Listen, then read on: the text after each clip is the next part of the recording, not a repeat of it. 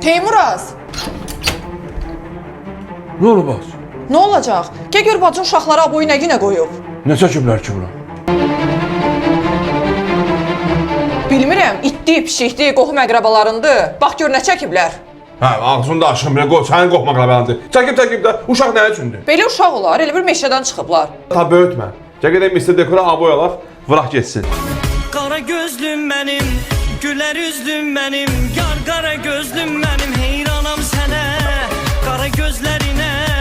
Dön birinə onlar, bir də bax mənə, qara gözlüm, qara gözlüm, qara gözlüm, qara gözlüm. Bəsdir eylədin gülüm, nazlı olar, insaf et biraz, yığıram gizli nömrəni, duyuram al o kəlməni, səni sevdiyimi deyəndə. Qara gözlüm, qara gözlüm. Simuzə! Simuzə! Nə olub? Nə olacaq? Nə olacaq? Gəl gör bacı uşaqları, qardaş uşaqları, aboy nə günə qoyub? Nə çəkib ki orada?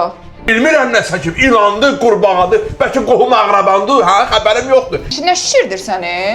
Uşaq aboy yazar, aboy cırar da. Mən deyirəm, mənə nəyə görə çağırıb? Nə tər?